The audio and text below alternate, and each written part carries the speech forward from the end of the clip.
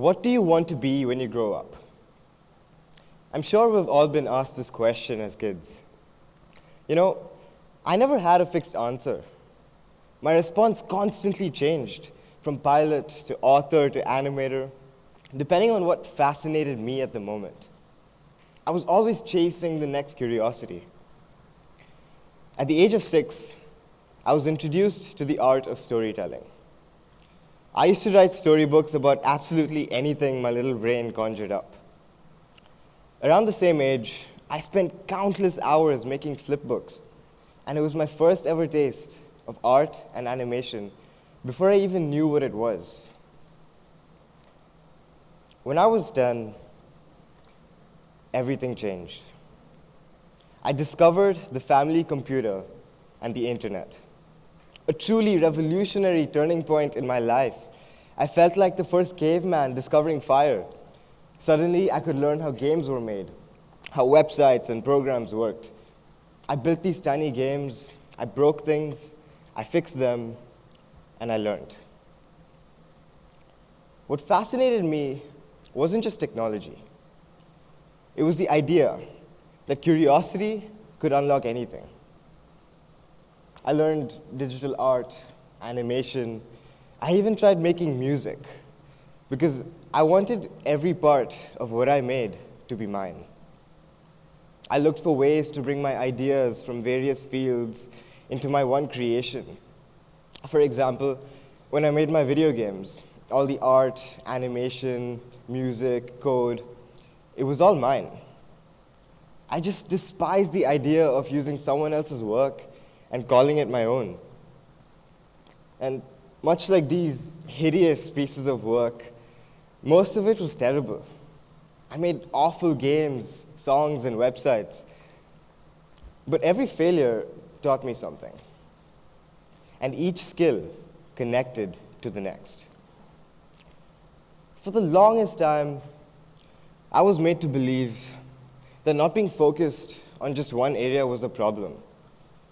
That maybe I was scattered, unfocused, or I lacked discipline. I thought success meant specializing deeply in a single field. And as a result, I saw my curiosity as a flaw, something that made me feel incomplete or uncommitted. But that's when I stumbled upon a whole new way of thinking.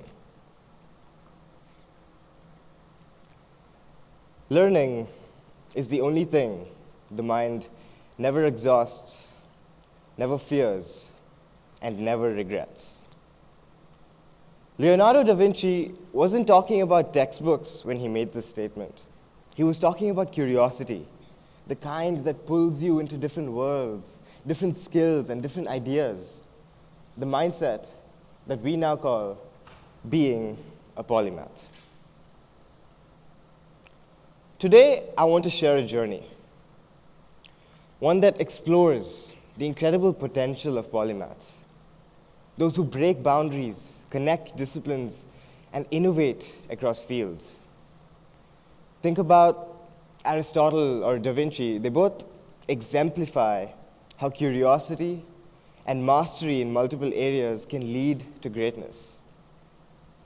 Aristotle studied just about everything from philosophy to biology to politics. He wasn't trying to master one subject. Rather, he was trying to understand how the world worked as a whole.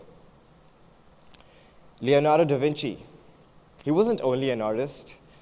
He was an engineer, an anatomist, a scientist, an inventor. He didn't separate creativity from logic. He let them bleed into each other. Their stories have inspired me personally, and I believe they hold a lesson for all of us. Let's take, for example, the story of Steve Jobs. When you think about Steve Jobs, you think about technology, you think about Apple, but that's not all there is to his story. You see, as a student, he wandered into a calligraphy class, not because it was useful, but because he was fascinated by it. At the time, it seemed completely pointless. Calligraphy, as you know, has nothing to do with computers, which was his main area of interest. But years later, when he was building the first Macintosh, that pointless class suddenly mattered. What he learned from his seemingly useless calligraphy course heavily influenced the integration of font styles on our computers today. He was also an exceptional marketer who brought life into everything he sold. Apple's product launches felt like performances. That's how he worked. His ability to let curiosity travel freely between fields is what made his work stand out from the rest. His refusal to stay inside a single lane is what inspired me. This story of Steve Jobs entirely shifted my perspective. I saw that being curious and being interested in many things wasn't a flaw, but a strength. And when driven by curiosity and the joy of discovery, we open ourselves to a broader and richer understanding of the world. When I learned about these incredible polymaths, I realized something profound. Their passion across multiple disciplines is what fueled their innovation. They weren't unfocused. They were deeply, deeply interested, motivated by this desire to understand, create, and fuse together different ideas. Ladies and gentlemen, here's why this matters today.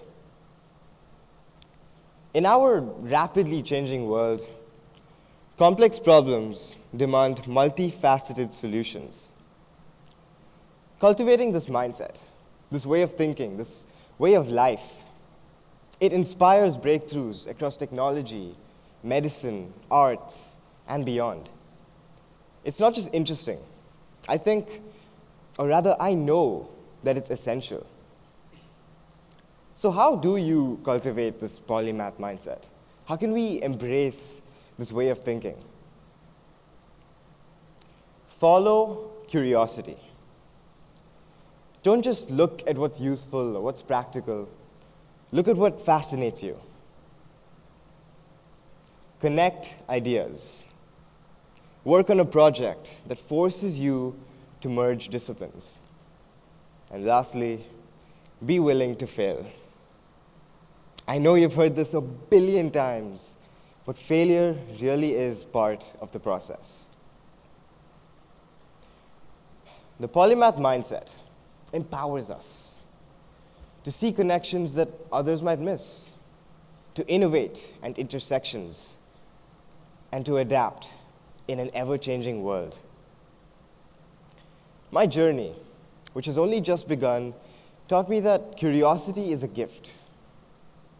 It's the reason to learn, to grow, and to contribute uniquely. I plan to embrace learning and stay curious all my life.